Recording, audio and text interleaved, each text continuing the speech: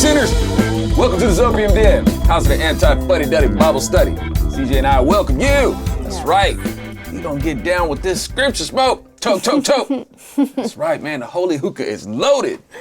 Holy hookah engines revved up to blast off into outer space, baby. That's right. You know Elon Musk is jealous. All right. How we get down into outer space, right? Bezos ain't got nothing on this. That's right, man. We riding in the truck with Jesus, baby. That's how he does intergalactic. We gonna show him, right? And don't get me wrong, y'all, because you know I dig it, man. I'm excited that space travel is taken on. The advances that it's had, that it has, and this kind of stuff I really dig. Yeah. So more power to them. It's just that of course I question the incentives for doing it. You guys, we won't get too far off into that. I've talked about it in other areas, but it's not to say that we're not one of those kind of people that says that these things should be. That's like, yeah, dude, put that intelligence to work. Just where you coming from with it. Yeah. Is really what it comes down to. But like I said, we won't get too far off into that. Godspeed to these folks. I wish that God was more of the incentive behind it, but rather than the personal glories or whatever incentives that they have. But at the same time, like I said, glory be to the Lord anyway. Amen. For the ingenuity. Right. All right. That being said, let us take a look at Leviticus 15, and man, as always. Let us get the Holy Spirit up in here to counsel us in this study. Lord, in your name, Yeshua, we just want to bless you with this study. Help us to see you for who you are. Help us to report of you correctly. We want to do what's right in your sight, wise in your eyes, and be a blessing to you, Father. We want to be, these emissaries that you have in this time, in this fellowship, your fellowship of emissaries. We your church. And we want to represent and we want to bless you. And for my ZOpium denizens, thank you guys so much. That you guys, that we can share in this study is a real blessing to us. And, the Lord's fortification, his shalom and his peace to you. And let's be that effective salt and light and fruitful for his glory. Thank you, Lord. Yes, thank you, Lord. In Yeshua's name. In Yeshua's name. Amen. Amen. Toast to you, Father. Proper. That's right. Proper.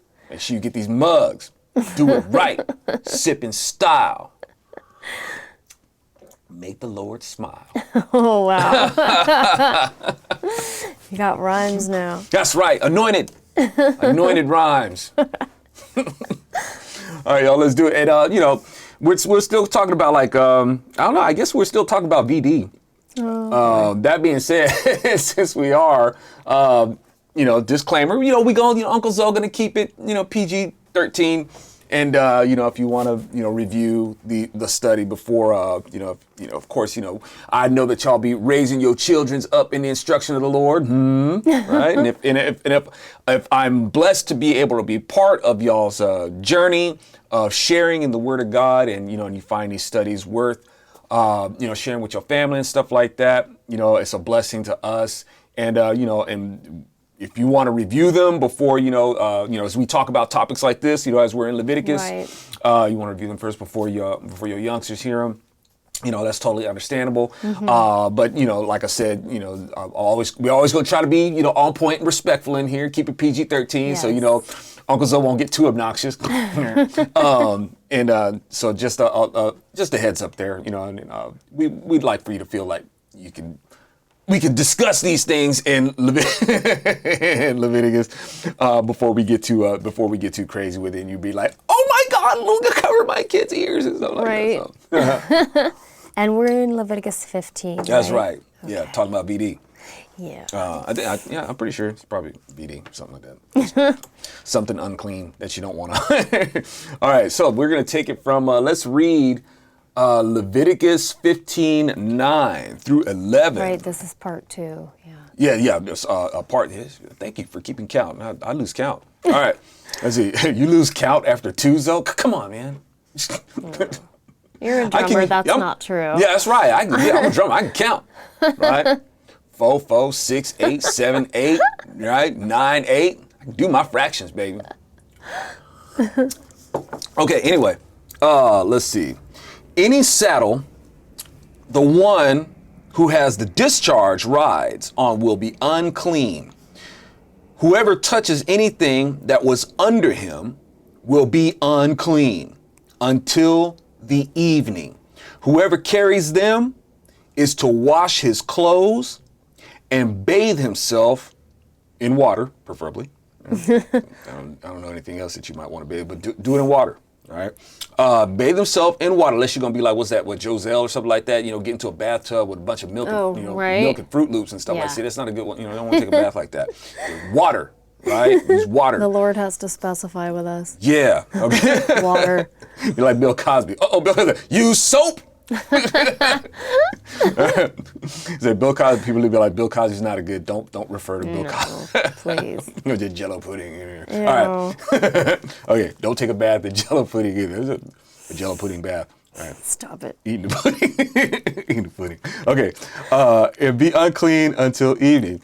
Also, anyone the person with the discharge touches without rinsing his hands in water should wash his clothes and bathe himself in water and be unclean until the evening. I was actually tempted to, we have a bottle of soap and we get it from this place. I don't remember what the place is called, but the bottle of soup says, maybe you touched your genitals. Yeah. And that's what the soap is called. Maybe you touched your genitals.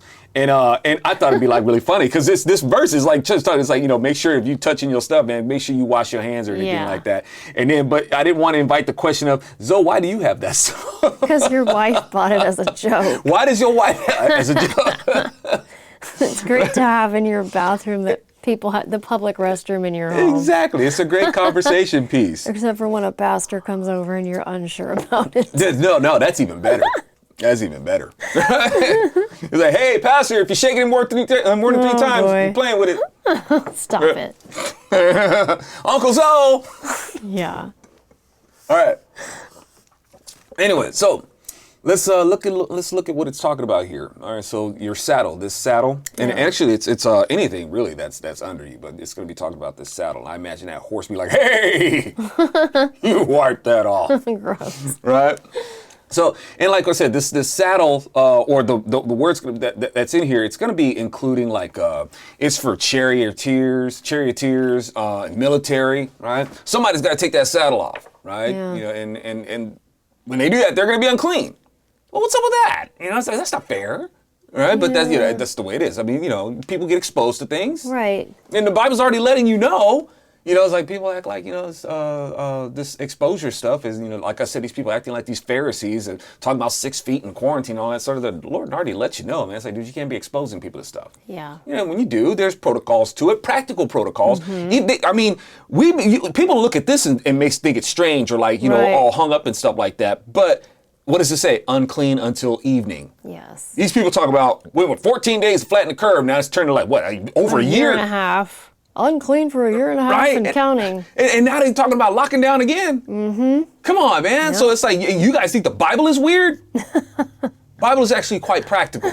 Right? It's like, you're unclean if you're not showing any symptoms or anything like that. But, it's and part of that, is the washing. Make sure you get your clothes rinsed off. We'll talk about this in just a second, man. I don't want to get too off track here. Man, these people make me crazy. Get me ranting, boy. That's what TZL's for. Thank you. Speaking of TZL, I'll take a sip of this tea. Calm me down. So good out of the ZOpium Den mug. All right. I'm trying to get y'all jealous, man. The Lord talks about doing that. I will make the Israelites jealous, and I will make y'all jealous of these awesome mugs. The denizens? Yeah. Okay. Get your mug, man. All right. So, like I said, somebody's got to put these horses in the stable and stuff like that. Right. Somebody, in removing the saddles and whatnot, somebody's going to be made unclean because of someone else. That sounds like what Yeshua would come to do in taking on our uncleanness. Yeah. All right. So these pictures, y'all, they start to add up. Y'all wash those clothes, right? You unclean, you got to wash them clothes, hang them out until the sun, until evening. Mm-hmm. Makes sense, right? Let that sunlight kill whatever might be left on them clothes. Exactly. Right, yes. It's a great disinfectant. Yep. All right. But the rules here, y'all, they're focused on the evening. Notice we keep saying, it's unclean until evening. We talked about this before. We're going to talk about it a little bit more. We're going to add on some stuff. When the evening comes, y'all, the cleansing will come. So what's so special about the evening that we have to focus on it as a special time that something is no longer unclean? Yeah. Okay? Well, because when Christ was on the cross, the evening came at noon, right? So notice the key. So what's up with this repetition of the evening? All right? The people should have seen that, right? The one who gave the order concerning being unclean until evening to Moses and Aaron was hanging on the cross before them, right? He is God in the flesh that the storms obey, as well as the light of day, right? And if God has to bring the evening in early to get folks to see who is redeeming them, yeah, he can do that too. Yeah. All right. And with that display, y'all, God in his justice showed that they had no excuse to not realize who they were executing. Yeah. All right. They've had over 1,000 years, over 1,000 years, y'all, to come to grips with what the evening would mean when they'd see it. Right? And here's even a few extra hours for you to figure it out. Because I'm going to start the evening really early. Right? Really early for you. In other words, it's going to be really obvious. Yeah. Right? No guesswork. Could this be one of these? Because we be doing that today. We see things. Could this be the mark of the beast? And could this be this? Right. And it's like God's like letting you know, no, this isn't one of those things where it's like, could this be this? No, the evening came at flipping noon. Yeah.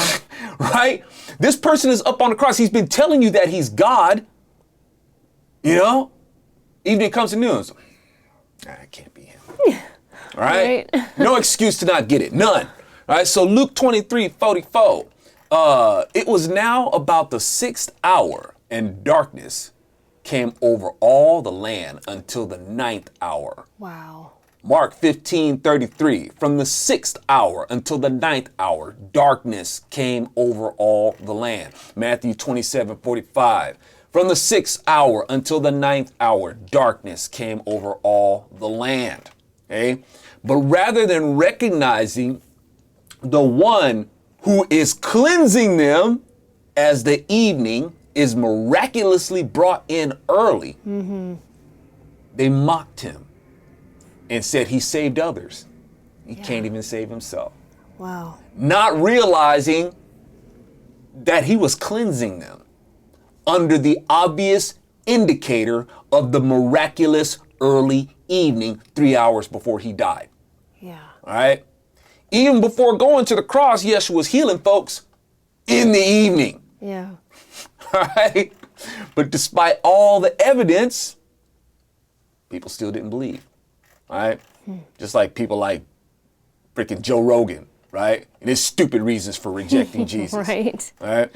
Now, even people who were there to witness Jesus, they who were there, his contemporaries, relied on foolish reasons, not to believe, just like people like Joe Rogan. True. All right? These people couldn't rely on the foolish reasons, so-called reasons, I should say, of saying he's just some story from thousands of years ago. He was right there. Yeah. Right? You can't say that, this is just some old fairy tales or fables or anything like that. He's right there. Right? And the report of his coming was codified over 1,000 years ago before that. Right? And the ones who were there while Moses was called to codify the prophetic instructions were given over to disbelief too. Yeah. Joe Rogan's the same. Oh, so true. You know what I'm saying? So you have people who rejected the word of God concerning the one who would come. Phooey, right? Yeah. There's no evidence that these things are going to happen. Yeah. right? You have people who rejected it when he did show up. Phooey. There's no evidence, no evidence that this guy was foretold of. And there's no evidence that he was ever foretold of. Yeah. Right? You had those too. Some of them were out there also. And continuing the tradition of denial fueled by foolishness and prideful blindness, we have people like Joe Rogan. Joe Rogan. Joe Rogan. Phooey. There's no evidence these things ever happened. Yeah. Right? Looking back, looking forward, looking now. It doesn't matter. They come up with dumb excuses. Preach it. Yes. Right? So, typical godless hypocrites, y'all. The types that don't believe because they call it some man-made nonsense, right? While they believe in other man-made nonsense. Exactly. You know? So, and if that's your reason to not believe something because it was man-made, then you shouldn't even believe your own ideals. Right. Right? Good point. You know, if you say God is man-made nonsense, that's still a man-made perspective. Right. All right? Which by their own so-called logic should be dismissed. All right? Or even people like Jordan Peterson, right? Who ended up breaking into tears trying to explain his position concerning the narrative world and the objective, right? All this time, Peterson, you know, not trying to downplay the guy, but, you know, he put his pride and his intellection and philosophies concerning in the inclusion of biblical morality before the author of it. You know what I'm saying? Okay. That's you know, that's paramount for him. You know, his intellect, his philosophies, you know, and stuff like that, before the author of the book that he uses to base these things on. Right? Y'all, that really doesn't work. Right? You can't assume to be some authority on these topics concerning the human condition according to the word of God without actually acknowledging who he is. Well, yeah, that's true. You know what I'm saying? I mean, you could try, it don't work. Yeah. You know, it's shallow, it's hollow. You know, and the word talks about these things, right? Remember we broke down the word symbol and gong. You know, you say these things. You know, it's hollow. So I've heard some people give some I appreciate folks, you know, weighing in on it, but some of these things I find them to be overanalyzed, an overanalyzed explanation of what, you know, Jordan Peterson was expressing, and they over intellectualize it. All right, you know, please allow me to make this very simple. Okay, he was convicted. Yes, he was. That's what it comes down to. All right, you know, Jordan Peterson, in that moment of trying to make the explanation of where the narrative and the objective come together, was the moment that he realized that his work is borrowed. Yeah. It's really what it comes down to, right? He's been enjoying the fruits of the work of the Lord, who bled for the work Jordan borrows from and has become famous for. All right. Jordan Peterson has enjoyed success being celebrated for intellectual works fueled by biblical readings. All right. And while he draws accolades for his intellect, he wasn't acknowledging the one he's been borrowing from and not giving due honor and credit. And it hit him. Right? It hit him when he was trying to make the connection with his point of the narrative and the objective. Right? Something connected, all right, though. Something connected. I just hope he does what honors the Lord with it. Amen. All right? Pride and insecurity, y'all, are two sides of the same coin.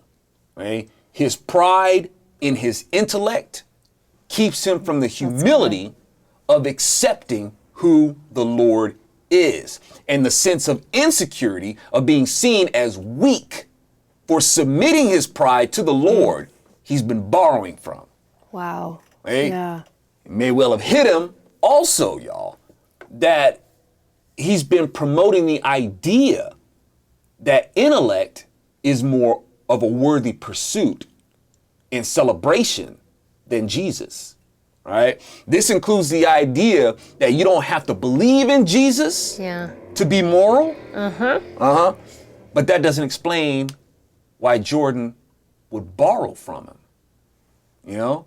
But Jordan may have realized that he may have been leading people away from the one he's been borrowing from. Encourage them to, encouraging folks to celebrate themselves and their intellectual growth over the one who blessed us to be intelligent. Oh, wow. And grow in intelligence. Yeah. Right? So anyway, y'all, as we read, if a man, getting back to this right here, if the man touches you without rinsing his hands, you wash your hands, right? Anyway, you must wash your clothes and bathe yourself in water, and you will remain clean until the evening. All right. Now, funny how those that mock God today are acting like a bunch of holier than thous, right? Indeed. About all the hand washing as they've discovered this new way of being moral. Right. Don't you love it when they find like some sort of way to be moral that doesn't, I guess, and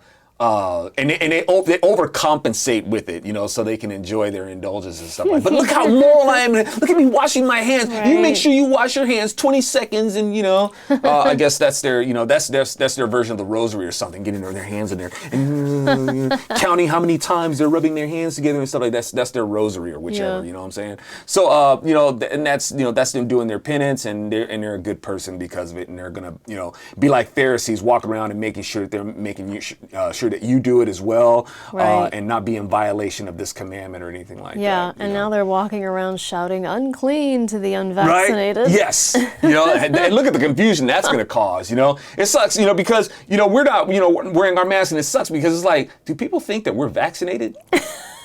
Because we're not. Look how this place is. Conundrum in California. Exactly. It's a Are we California. going to look like we're liberals? I know, it's a California conundrum. Like, dang, And here's the other thing, if I may, none of you are vaccinated. Let's just put it out there. None of you are vaccinated. If you got that shot, with all due respect, we love you, but if you got that shot, you're not vaccinated. You're right? something. It's an experimental biologic. Yeah, you didn't get a vaccine. Sorry, you didn't get a vaccine.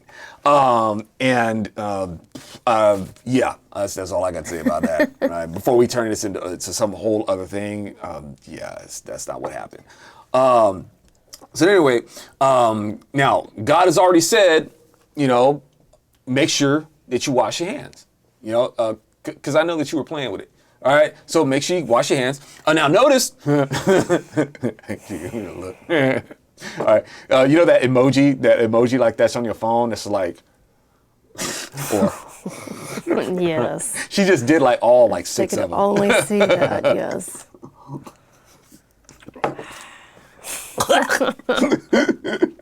All right. All right. Now notice these rules were not given to people all over the world to follow. Yeah. True. What's up with that?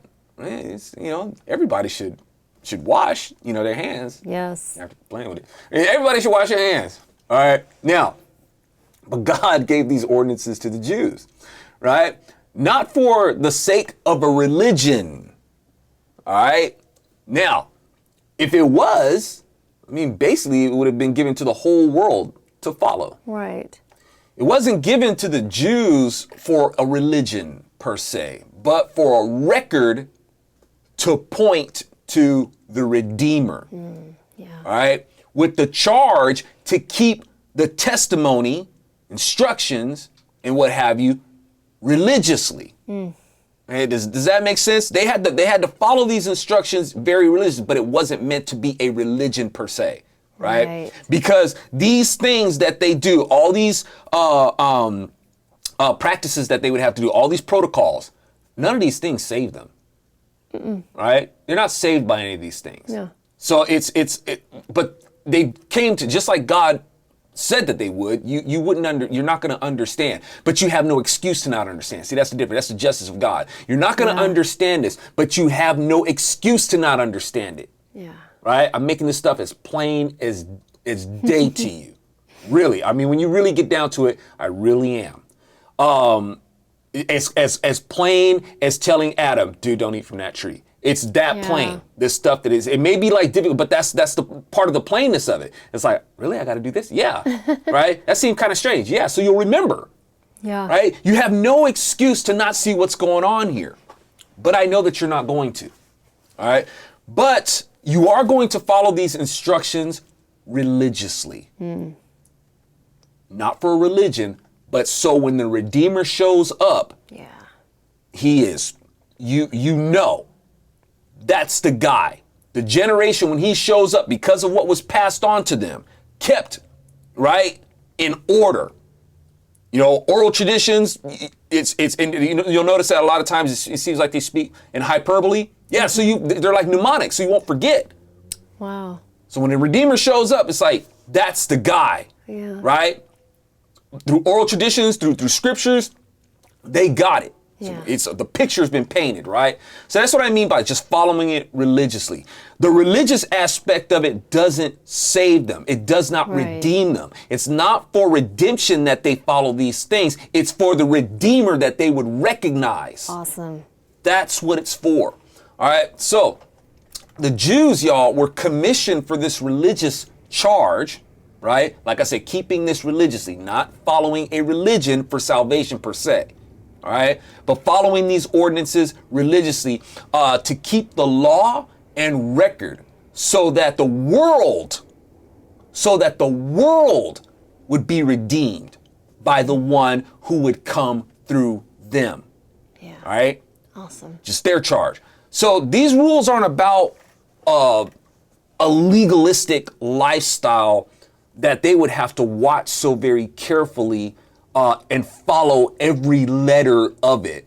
The rules are about the Redeemer. So the generation he comes to will recognize him, right? Who is the fulfillment of every letter of the testimony foretold to them. That's how that works. All right. So when they read things like any clay pot that the man with the discharge touches must be broken, and any wooden utensil must be rinsed with water, right? One's gonna be broken, one's gonna be rinsed out, right? These weren't laws for the rest of the world, right? It was for the Jews. If it were in the hands of everybody, think of how obscured these things would have become, right? Even without that, like people have taken bits and pieces of these writings, of these scriptures. Yeah. These things have touched, every part of the world. Yeah. And they come up with their own narratives for them. Very true. Right? Now, that's God demonstrated just the nature of how man is. Rather than you have some that want to become part of the nation of Israel. That's fine. But others, didn't. It's like, we'll take some of the trappings of your Torah and we'll do our own thing with it. Yeah. So all that to say, God made it to where, okay, you are going to be the custodians of this, right? Yeah. So let's see. The charge was given to the Jews to keep and preserve from obscurity, like we were talking about, that would occur from it just being in too many hands. Right? Okay. We see the world trying to obscure the truth as it is. Yeah. We got a lot of fake news out there, right? So strict custody of the Jews, y'all, was the buffer. Yeah. The buffer against that. And any of us, y'all, could have dropped the ball on any occasion. It could have been any of us. Yeah. But the bottom line is God's word will endure despite our shortcomings, and our shortcomings are part of the evidence anyway. Yeah. When you get down to it. Right? I mean, it's kind of like why we have to be redeemed, because we have shortcomings. And God is using those things as evidence that, that's why he's going through this this case to be made. All that to say, y'all, it is not the legalism on the surface that shouldn't be looked at. They were to follow it, of course, right? Because that was an essential aspect of preserving the code that points to the Redeemer, as well as, preserving, the tribes and stuff like that. Yes. You want to be very careful about how you interact with people in the hygiene and stuff like that. All right. God is, medical practitioners tell you, it's like the best cure is like prevention. Just don't get infected with things. And this is what you do, right? God was already there. Yeah. So, but like I said, this is the superstitious, weird stuff. And it's like, oh, this is weird, but hey, come in here, let's step in here. Let me point this thing at your head, and take your temperature, and the more encroaching that they come with this sort of stuff, it's like, man, you don't think this is weird? Where people are just supposed to be comfortable with you pointing something at our heads? I don't know, we look at history when people, forehead. yeah, exactly. With these rules that people have to comply with, and the more they try to enforce it, how far do you think these people are going to go to make sure that people conform to what it is that they're doing? Right? But you think that we're the weirdos because, we say we're reading from this book that's already told you, yeah, dude, wash your hands, man. Hey, you might want to stay inside for a little bit. You who's been exposed, or you who are showing symptoms, you might want to do that. Quarantine the sick. Yeah, you don't make sure you do that to the whole place and just shut down everything. Yeah, that's and make people ridiculous. live by fear. That's totally impractical. Ridiculous. That's weird. Yeah. That's weird. At any rate, We're not mocking the people who have gotten COVID shots. I just want to put that out there. My own parents, they're elderly, they don't know what to do, and they got the shots because they have autoimmune conditions. We're not mocking them. Yeah. We understand, it's a situation where the government has kind of backed some people into a corner and they feel they have no choice. Lots of people are getting back into it. That's what I'm saying. That's what the thing that should give people pause. Exactly. How people are being backed into a corner. Yeah. It's like I would not be readily calling this a vaccine. Yeah, Not for sure. And just like Carrie said, we're not trying to be condescending or dismissive or anything like that. But look at what's going on. This so-called vaccine comes onto the scene. Following this basically germ warfare, that has hit the world, out of nowhere. And it's like, and it's obviously shown that this thing was man-made. Yeah. It's not something natural. It's man-made. Exactly. And if it's natural, you can't just come up with the code, break the code of nature, and then come up with a vaccine.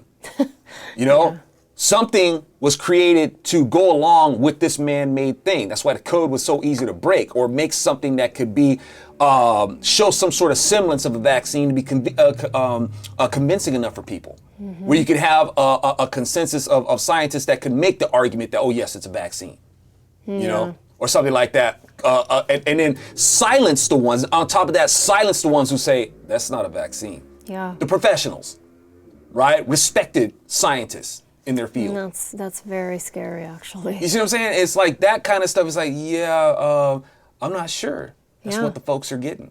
Yeah. It just and makes you pause. It makes you pause.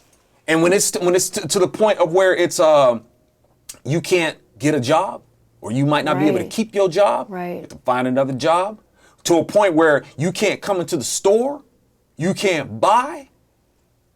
That's revelation. Yes. If you don't get branded, you ain't gonna be able to buy stuff, right?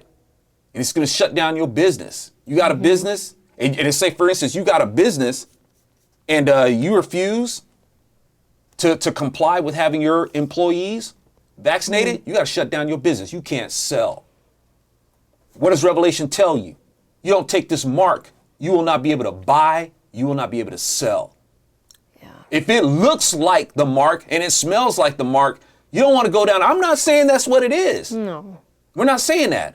But if it looks like it, that's a clue. You might want to avoid it. It's a step towards the mark. It's a step towards it. Step away from that. Yeah. All right? This is practice. That's a good way to look at it, yeah. This is practice. It's what I'm saying? And these people are expecting people to be ruled by fear. Yeah, well, it's been working. What happened to the principle that when an animal is cornered is when it gets the most dangerous? Right. Well, people are being cornered, and I don't see people getting dangerous. You know what I'm saying? What happened? It's like, what happened to all that, come and take it, mullah lob, and we're ready to fight if they back us into a corner. I ain't seeing that. I'm seeing people getting cornered and branded. Yes. That's what I'm seeing. It's like, dude, and accepting a false presidency. Right? So come on, man. And so what happened? Yeah. It's what I don't know. Like I said, I'm hearing a lot of people stroking other people's pride and stuff like that, and and they're mostly just stroking their pride, and I'm like, that's got to stop. Let's start being real with each other. This ain't a game, man. This is not a game. No. Your country's been stolen. All right. Yeah, we can say that all day long. Yeah, it was stolen. Surely enough, it was stolen. Mm-hmm. But that's not an excuse. How they steal it? Yeah. I thought we had like the steel spines and the rock ribs and stuff like that. And, don't tread on me. Right. Don't tread. I thought we were, how they going to pull that over on us? Well, they did. Right. And they're branding people to boot. Yeah, I was going to say, and now they're coming for the second half. Right. So come on, man. Via COVID and Delta. It's like, I'm sorry if I'm stepping on some toes or anything like that, but that ain't nothing compared to the necks that they're stepping on. Mm-hmm. All right, don't be mad at my toe stepping. I'm just calling it like it is. They stepping on your necks. You need to be mad at them. Yeah. All right, so let's see. Get me off my train of thought, man. I'm supposed to be here on the word. Talking about unclean and clean, so that's right. Okay, it fits. Control vid. Viruses and all right. So at any rate, y'all. pots. That's we were talking about the charge being given to the Jews. This is appointed to them so that the rest of the world wouldn't have to. It's like this. The Jews got to do this. And it's like, man, we got to do this. Yeah, you got to do it. You got to, right? This is a burden appointed to them, so that the rest of the people of the world wouldn't have to. Right? Yeah. So that right there is a picture of the Redeemer. Yeah, it is. The one who would endure the charge and burden that the rest of us wouldn't have to. Yeah. Right? It's good. And the Redeemer came and he liberated us from sin and what would be the eternal prison of hell. Right? Along with that, Jesus liberated the Jews from all the statutes they were appointed to keep, because the purpose of those things were for recognizing him. You got to recognize the visitation. Yeah. All right. Now, again, it's not about looking for the legalism in what to do with the clay pot, but looking for him who fulfills every word. Mm-hmm. Right? That's even seen in the word clay pot, for example, right? He's there to fill the word. You break down the word clay pot, right? Break this pot and break it down. Matthew 5:18, for truly I tell you, until heaven and earth disappear, not the smallest letter, not the least stroke of pen will by any means disappear from the law until everything is accomplished, right? Again, the word for clay pot or earthenware is kelly, meaning utensils, right? Or tools, particularly tools of war, weapons and artillery. Yeshua is the weapon of God against death. Yeah. Right? Mm-hmm. It also means vessel, and Yeshua is the earthen vessel of God. Amen. It means something that carries or for carrying. And Yeshua carried our sins along with that cross. He carried those things for us, y'all. Yes. And just in case you think these meanings are coincidental, remember the word for Kelly is the word Kelly comes from the word kala, which means it is accomplished. Yeah. It's finished. Yeah. Right? So it's all these words, they're baked in there telling you. Right? Remember, y'all, these aren't just instructions for religion. They're prophetic instructions. Yeah. Right? Baked into their meanings is telling you who the Redeemer is. That's so who awesome. He is, what He's going to do, what's going to happen to Him. Right? And through our studies, we've seen We've seen that word Kelly a lot, right? Right? From the word Kala.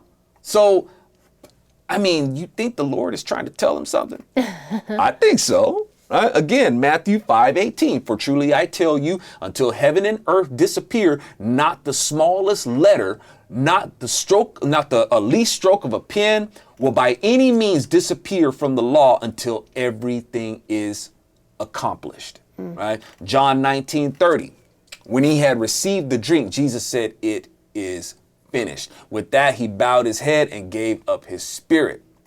But not only does God give us clues concerning the Redeemer in the meaning of the clay pot, he gives us clues with the wooden pots, right? The word for wood, remember, is etz. Yeah. And included in its meaning is carpenter and gallows, right? Giving us a heads up that the Redeemer was going to be a carpenter who was hung, right? It's more than protocols, y'all, of what to do with a clay jar or a wooden jar if they're touched by a person with an unclean discharge. Right? It's looking at the words and what they mean to get the clues of who the Redeemer is, what he's going to do, what's going to happen to him. And I mean, you know, it's like I said, what do we say here? There's no excuse to not see it. Okay? And Lord knows that men are going to be described as people who think with their junk. So if you're really focused there, you should see these things in that, right? That's true. Once again, it's like God covers all the angles. Yeah. All right. So now, why does God give clues? Why doesn't he just say it plainly? Right? Because it's been proven that even God does give clear instructions, right? Even when he does, Yeah. he's still rebelled against for no justifiable reason, right? I'll prove it. Again, don't eat from that tree or you'll die. That's not a metaphor. I spoke it quite plainly. Yeah. You had no excuse, right? Those 10 commandments, pretty darn plain. Right? And people tend to not obey them. Angels were created to get the word of God in the raw. Yeah. Right? They were created to watch him lay the foundations of the universe. They saw it. They stood right before the truth. Some still rebelled. No excuse. Yeah. Wow. So y'all, our charge is to search truth, right?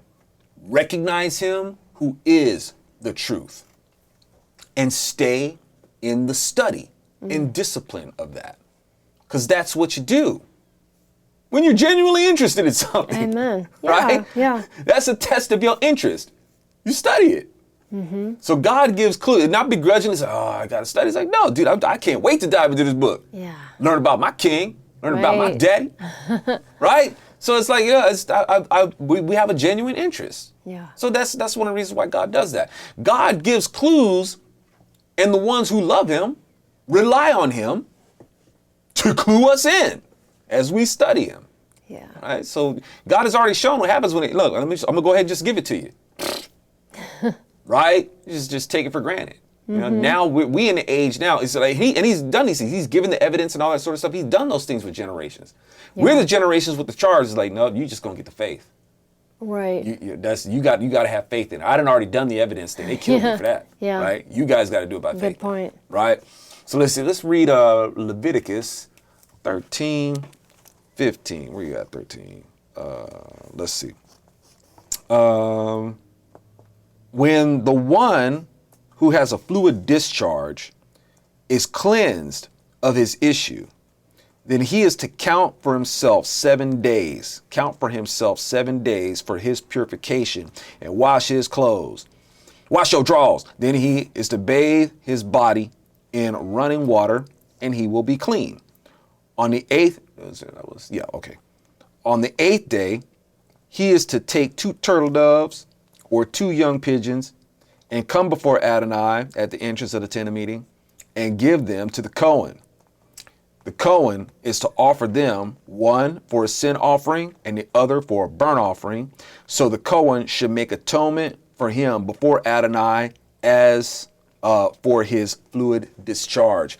Okay, now we've gone over the implications of these things, more in depth in previous studies. So let's just get down to the nitty gritty.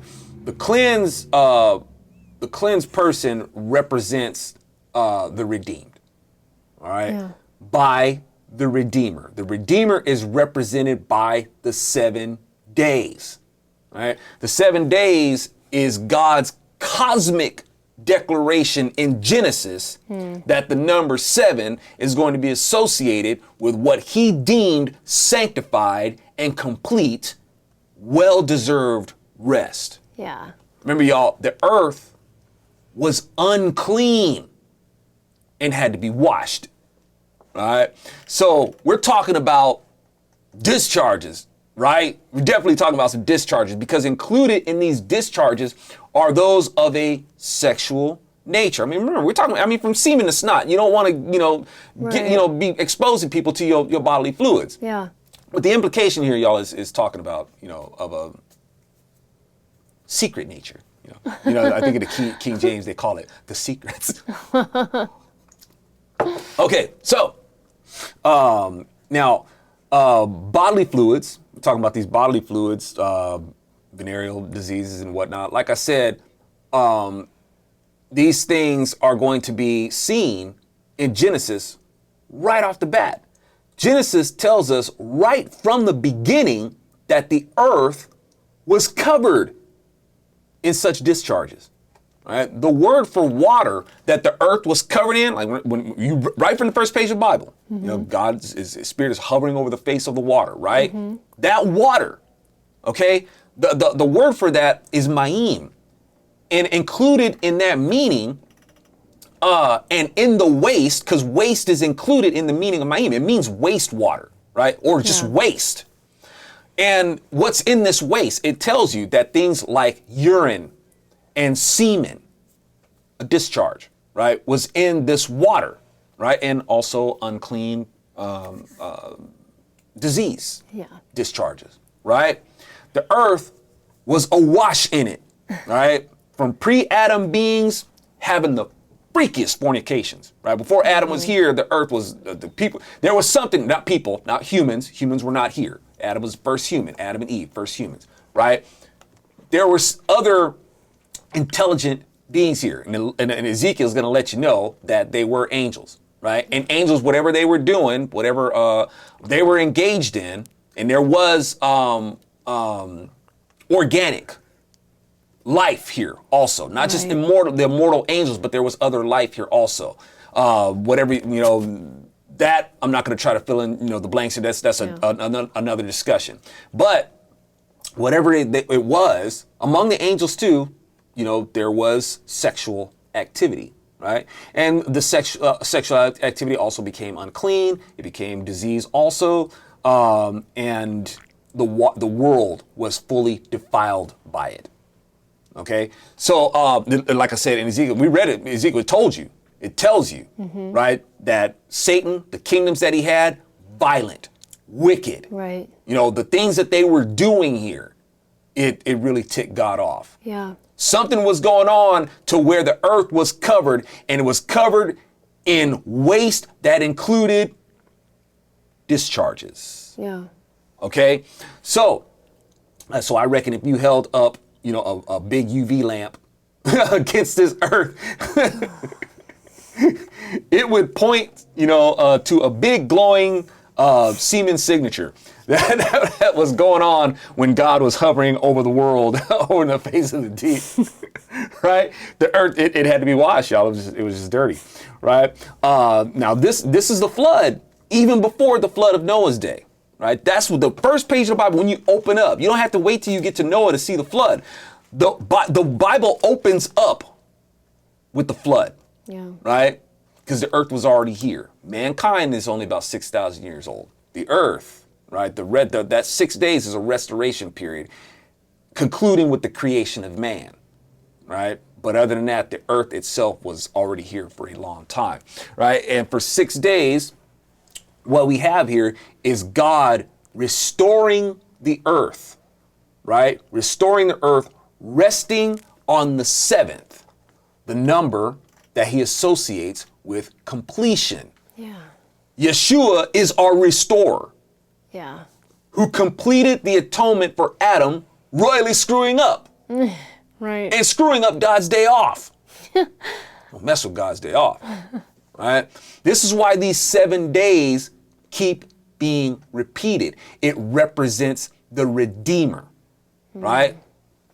It's like, get that ingrained. Notice we keep saying it, do this for 7 days, right? Yeah. Do this for 7 days. Because it's reflecting on the 7 days in Genesis. And that 7 days in Genesis is where God makes the cosmic declaration.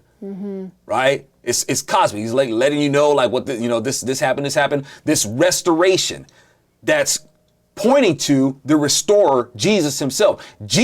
God used the earth to give this demonstration of this restoration. Right? Restoration of the cosmos. And then Jesus is the one who's going to follow that model, not just follow the model. He is the model in the restoration of man. Yeah. All right. So, and what does it say? So God so loved the world that he gave his only son. So Yeshua comes to restore everything. He restores it all. Yeah. It was under Adam's dominion. Yeah. He gave that dominion over the devil. Yes. Right? Jesus came back to reclaim that dominion. Praise him. You see what I'm saying? Awesome. So, now where it says when a man is cleansed from his discharge, he is to count 7 days for his ceremonial cleansing. He must wash his clothes and bathe himself with fresh water, and he will be clean. When it says he has to count off 7 days, the word for count is safar, meaning not just count, but to recount. All right, safar, to recount, as in testify, relay information, make a declaration, right? You're bringing these things to mind to make a testimony, a declaration of these things. That's what we talk about. So when it says to count off 7 days, recount, all right? Something is supposed to come to mind. When you count off these 7 days, it tells you when you count off these 7 days, not just you're gonna count 7 days. Something is supposed to come to mind. Oh, wow. You see what I'm saying? Yeah. All right. And then you have to be able to relay this information.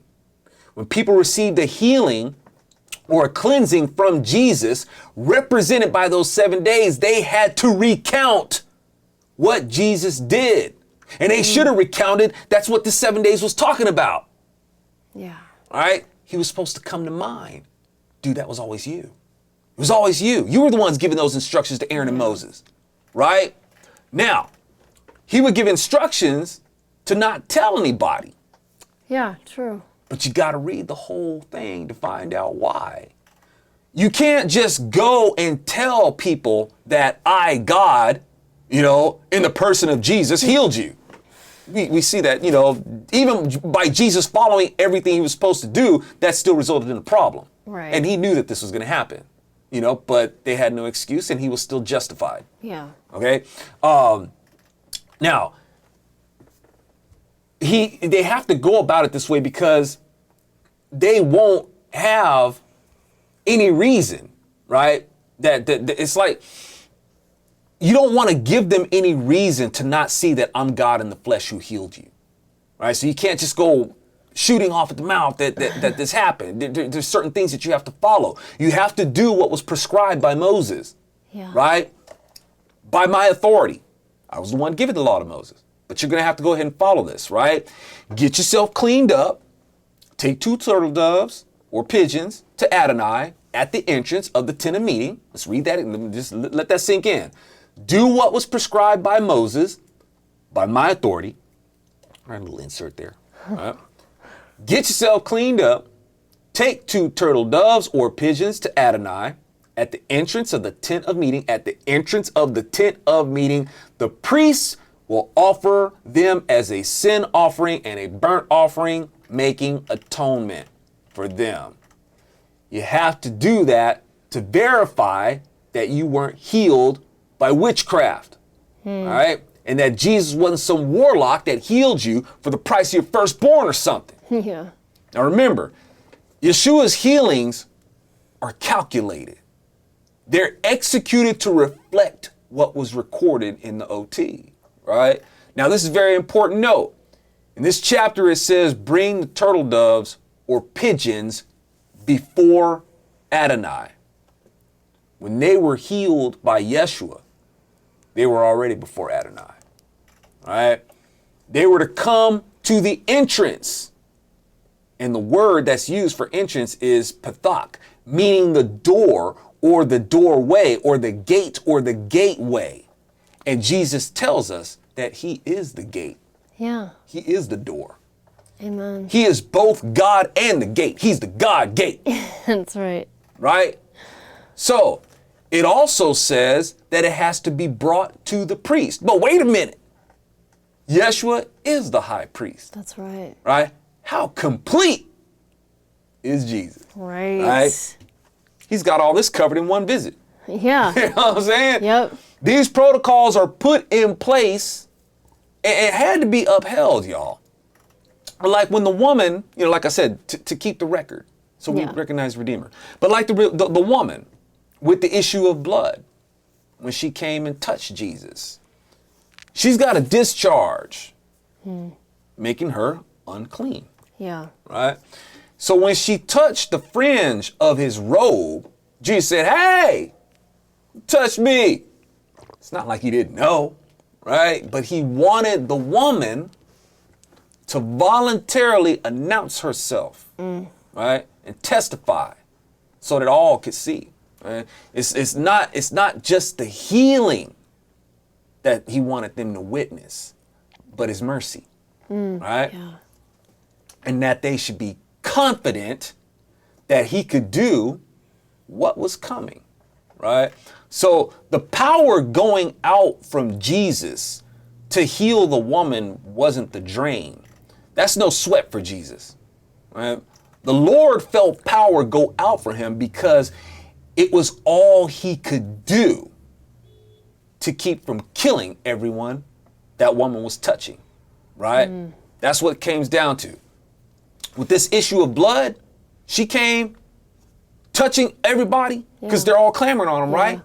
Touching everybody and then comes and touch him. That's a big hell no. Can't do that. So she wasn't socially distancing.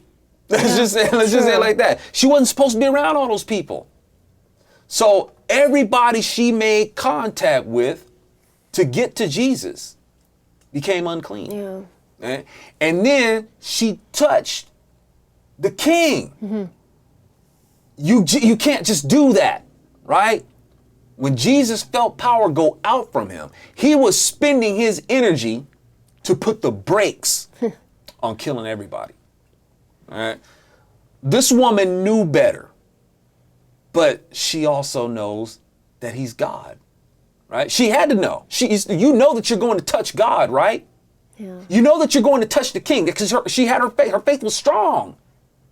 Jesus admired her faith. Yeah.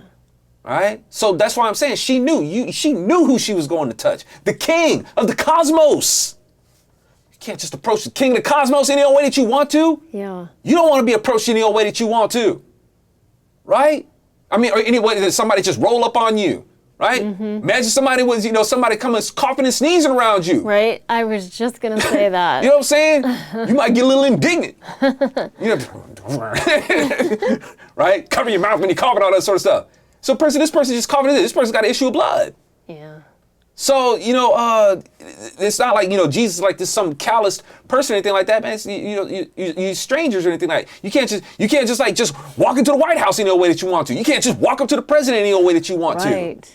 Right? Same thing with Jesus. Let's not look at Jesus like, like he's so all calloused and stuff like that. You see even these liberal, down-to-earth celebrities with armed guards around them and stuff like that, bodyguards and whatnot. You can't just approach them any old way that you want to. Right. Right? So, at any rate, y'all, but this woman, like I said, she's like, I know who you are. I know you. You're God. You're the king. You're the king. And with that said, y'all, she trusted also in his mercy, right? The same way that Esther trusted in the mercy of Xerxes. Yeah. Right? She just went up. So I know he'll show me mercy. Yeah. Right? So, and the Lord honored her faith. Right? He was merciful. Told her to go in peace. Right? Because he has the authority of atonement. Right? And there were a grip of witnesses. Right? So that's why he didn't have to tell her to do what was prescribed by Moses. Right? He's got her atonement covered. Right? She already came before Adonai, the gate, and the priest. You see what I'm saying? Yeah. So he made no deal. They were all with the witnesses right there. He made no deals with the woman, as in anything that would implicate witchcraft. Yeah. Told her to go in peace. I got you covered. Yeah. All right. And despite that miraculous healing and show of mercy that happened on the way to the house where the girl was suffering and died, they laughed at Jesus when he said that she wasn't dead, but just asleep. You see what I'm saying? The Lord, like I said, he compiles the case. Right. He's not trying to hold these things against us. He's like, look, I'm here to erase the case. Amen. But if you're gonna try to represent yourself, and you're gonna reject me as your representative. Yep. And I'm letting you know, man. Me and the judge, man. I'm a carpenter, yeah, but I moonlight as an attorney. Me and the judge are really tight. Right? I'm gonna get on the cross to get you off the hook. You know what I'm saying? Yes. I really don't want to have to do that, but I guess you guys are gonna kind of, yeah, that's just the way it is. But at any rate, y'all, there's no excuse for you to not see it. Right. I just performed this miracle that you guys all saw. I wanted you guys all to see it. I wanted you guys to see my mercy. You know who I am. Yeah. Or do you? She knew. But do you guys, what are you guys clamoring? What are you guys trying to clamor onto me for and stuff like that? Can't you be consistent? You just saw me heal this woman. And now you're going to laugh? Because I'm going to tell you that girl ain't dead? She's asleep? Good point. So, that's what I'm saying. The Lord knows us. And it's ain't an issue of, well, God made us as, no, he didn't. No, he didn't. God made us good. It says so. We gave ourselves over to wickedness. Sure did. In order for God, now, see, because here's the thing. In order for us to and for us to be good, God made us good. But in order for us to be genuinely good, you have to have the choice to stay in the goodness. Yeah. Right? Making a person good without a concept or the ability to commit evil that's not the full scope of it. Yeah. The goodness is reflected in you wanting to stay in the goodness. Now, a day is going to come, y'all, when this is how this works. We have the free will. The free will is to come to the conclusion that, you know what? God, thank you for the free will, but your will. I use my sovereign choice. Yes. This autonomy that you have blessed me with to say that, you know what? It's all you. Yeah. I want to serve my king. And make it to where I can't sin against you. I don't mind. Make it that way. So when we go into the kingdom, when we go off into the eternal kingdom, y'all, it's going to be occupied by people who have chosen. You make the choice that, hey, Lord, whatever, if I ever would have an inclination to step out of line with you, can you just, we're your slaves. Amen. All right? And to be a slave of God is to be the freest creature in the universe. Oh, preach it.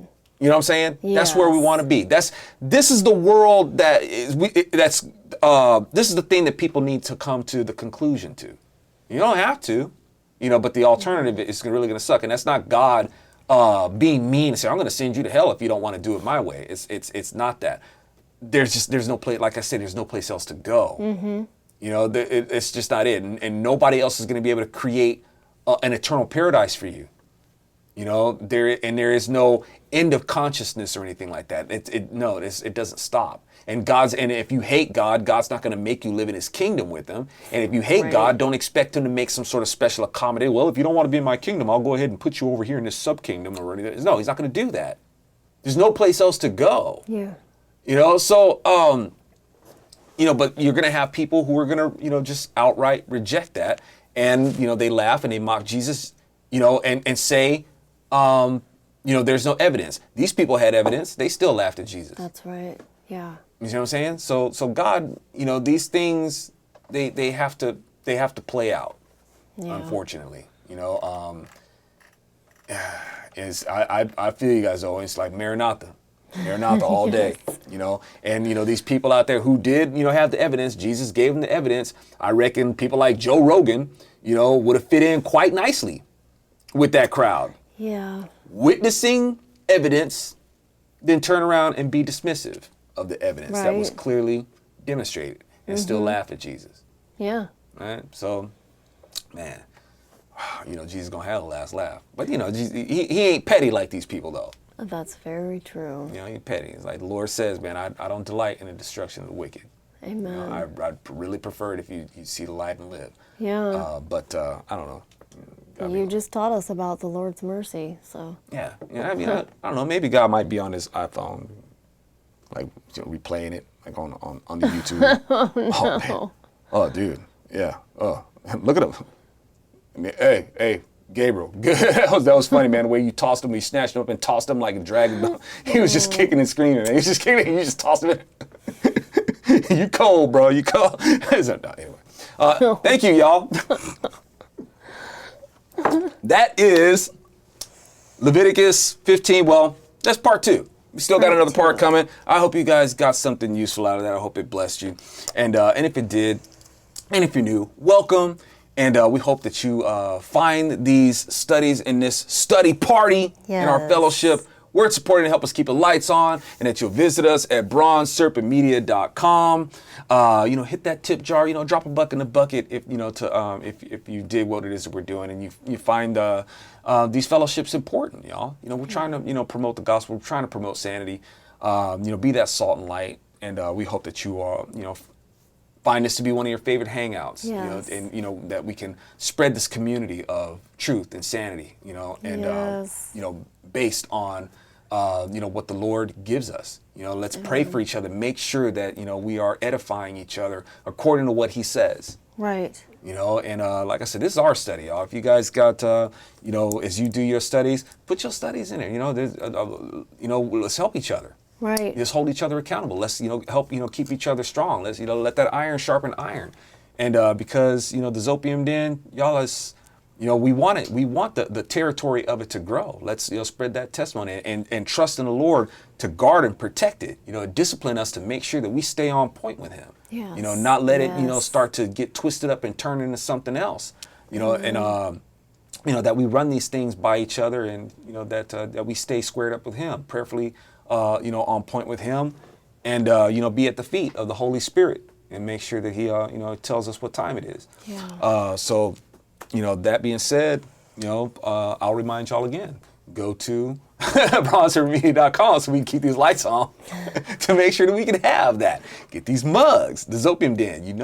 It blesses the Lord. Make sure that you get my audiobook, A Solid Right Cross.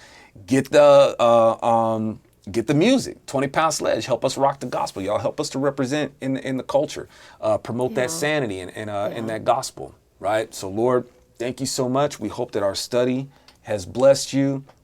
We trust in you, Father, that you can see into our hearts, that we want to get this information correct. We want to report of you correctly, and be a blessing to you, Father. And so we hope that you are pleased. And for y'all who attend the ZOpium Den, thank you guys so much. The Lord's blessings, his fortification, his radiance, his gravity, and his resonance, move through y'all, and may it positively affect other people. The world's gonna hate us. He said that that it would, but some are also gonna be, they'll take to some seed. There'll be some soil that takes to some seed and take it a good way, and that's what we want to try to do. So we want to be effective in that, in our walk, in our talk, in our walk and stuff like that. Help with the harvest. That's right. So let's do it. Can you dig it? All right, y'all. Yes. Thank you guys so much. Shalom.